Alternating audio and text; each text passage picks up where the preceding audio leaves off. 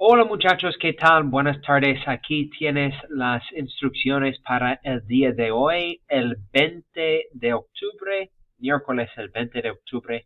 You guys did have two assignments for today. One that was due for today, the Quizlet practice for Chapter 1B, the vocabulary for Chapter 1B. Take a look at that assignment in just a moment. And then also to continue working on the written descriptions for your ofrenda, for your Dia de los Muertos project. Learning targets for today are to write and talk about places that you like to go and things you like to do in your free time, and to express that information to one another. Your warm-up question for today: ¿Qué haces después de las clases? ¿Qué haces después de las clases is asking, what do you do after school? And to answer this question, indicate three things you do after school and how often. You can see some examples there that you can utilize. Después de las clases, yo juego deportes todos los días. After school, I play sports every day. Después de las clases, a veces mis amigos y yo vamos al supermercado. After school, sometimes my friends and I go to the supermarket. And the third example, después de las clases, muchas veces yo voy a la biblioteca para estudiar. After school, often or many times, I go to the library to study. So for your warm-up, indicate three things that you do. Start off with después de las clases. Indicate the activity you do after school. And you can utilize the vocabulary that we went over. Sorry, I got logged out here. That we went over on page 42 of the textbook. And this is the vocabulary that you studied in Quizlet for Chapter 1B. Places that you like to go, and then activities that you like to do at those locations. I'll pull it up for you here in just a moment. All right, so here we are. There is the vocabulary that you guys went over, or that we went over together last class, to talk and write about places and leisure activities, and to express that information about where we go and what we do. We looked at this vocabulary last class. Los lugares, these are different places. Los deportes, different sports activities. And then las actividades, which are just general leisure activities. So you want to pull from this vocabulary the vocabulary that you would want to use to talk about what you do after school. We'll talk about your Dia de los Muertos project thereafter. Reminder that that is due on November 1st if you are in an A-Day class, November 2nd if you're in a B-Day class. At this point, you guys should be familiar with the project, but just to be safe, we'll go over it really briefly just one last time here. For your project, you are to choose someone that you would like to celebrate for Dia de los Muertos, someone who is no longer with us, a family member, a family friend, a pet, a mentor, and if it's a family member perhaps you didn't have a very close relationship with, or you didn't have the opportunity to really get to know, you can still choose that person and learn about them through your older family members or other family members that knew of them more. So once you have someone in mind that you'd like to choose, you're going to create what's called an ofrenda. An ofrenda is a memorial, an altar dedicated to that person and their memory. And I had recommended that you use like a box that's not being utilized, or a shoebox. You can decorate the interior with construction paper to create a blank canvas. And then you're going to decorate the interior with 5 items. Pictures, photos, personal memorabilia, things that remind you of that person. You could take pictures of personal memorabilia as well if you don't feel comfortable bringing them in, if they have sentimental value. Candles, their favorite food, their favorite drink, flowers, any combination of these items. And again, the magic number is 5. And for each of these 5 items, you're going to provide a paragraph description, so about 5 sentences, in English or Spanish. English is totally fine. You're going to explain the symbolism or the significance of that item. How does that item remind you of the person that you've chosen? What memory or memories does that item invoke? Just tell that story. And you're going to do that for each of the 5 items. Should this activity be difficult for you to do or prohibited given your religion or your faith, you can do a reflective essay instead. That's also 5 paragraphs long, in which you discuss the who, what, when, where, why, and how you celebrate the deceased in your family, in your faith, in your culture. Who do you celebrate? Who do you celebrate with, and who do you celebrate? How do you celebrate? Where do you celebrate, and when, and why? How do you benefit, or how do you respond or reflect from that process? So that is your project. Again, the due date is the 1st or the 2nd, and I look forward to that project very much. It was notably absent last year, not being able to partake in it in person. Your practice and Quizlet, I talked about with you a moment ago. This vocabulary that we went over last class is what was due for today.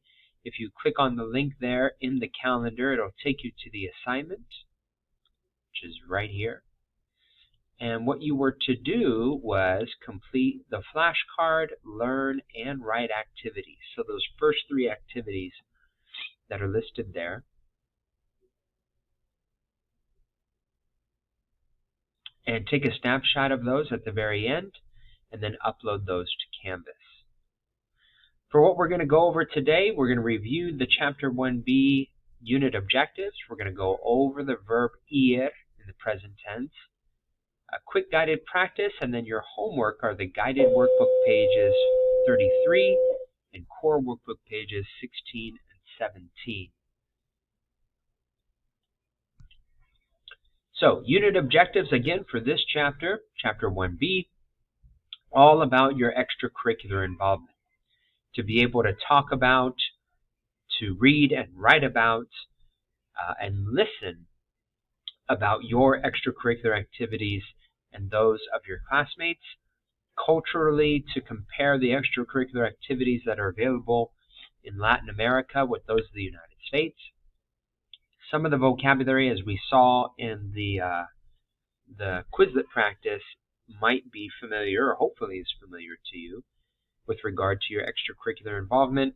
For the grammar components, making comparisons, going over the verbs saber and conocer, which are the verbs to know, and then using hace with expressions of time to talk about how long you've been doing your extracurricular activities. The grammar component we're going to be going over today is the verb ir. Ir is the verb to go. You probably recognize it from last year and a little bit of this year too. These are the conjugations of the verb ir in the present tense. Yo voy, tú vas, él, ella, usted va, nosotros vamos, ellos, ellas, ustedes van. I go, you go, he or she goes, we go, and they go. Ir can be used to talk about where you are going, using any one of these locations. We did this at the very end of last class. You talked about where you typically go after school. But ir can also be used in what's called the simple future, when we talk about what we are going to do in the future. And the construction for that is ir, a, and then the infinitive is whatever the activity is that you're going to do. So, for example, vamos a hablar por teléfono. We are going to talk on the phone after class. Ir, whatever form of the verb ir you're using according to the speaker. A just translates to. And then the infinitive is the activity that you're going to do, and it's left in the infinitive. You don't need to conjugate it at all. Ir a infinitive. Going to, and whatever the verb is. We're going to do exercise 3 together in class. And for exercise 3, this is on page 43, you are going to indicate which of these infinitives, which of these activities these people are going to do based upon the location that they're going to. For example, ¿qué va a hacer Jorge en el gimnasio? What is Jorge going to do at the gym? Based on the options here, you have different infinitives to choose from. Beber, comprar, estudiar, jugar, leer, and nadar, all basic Spanish 1 verbs. Pick the verb that best matches the location. And then make sure you're conjugating the verb ir according to the speaker, according to the subject in the question. And again, the infinitive, you can just leave. You don't need to conjugate it. All right? Your homework is the last thing to go over, and that's core workbook pages 16, 17, and guided workbook page 33. Okay, for page 16, you guys are filling in each of the 2 blanks for numbers 1 through 7. The first blank you're going to fill in with the activity that's pictured at the very beginning. And again, all this vocabulary is from the vocabulary that you practiced for today on page 42. So the first blank is going to be the activity. The second blank is going to be the location to indicate what these people do after school and where they do it. For example, yo quiero leer un libro en la biblioteca. Mis amigos quieren jugar al béisbol or practicar al béisbol en el parque. All right, for page 17, you're just filling in the blanks with the correct form of the verb ir. That's what we went over earlier today. So your responses are going to be one of those forms. Mis padres van a la iglesia. Yo voy a casa. For part B, you're answering the questions based on the picture. ¿Qué van a hacer ustedes después de las clases? What are you guys going to do after school? Nosotros vamos a comer pizza después de las clases. I know the pictures are a little ambiguous, but do the best to your ability. This is very similar to exercise 3 that we did in the practice. And then lastly, guided page 33 is much easier than the other 2. You just pick the form of ir that best fits the subject.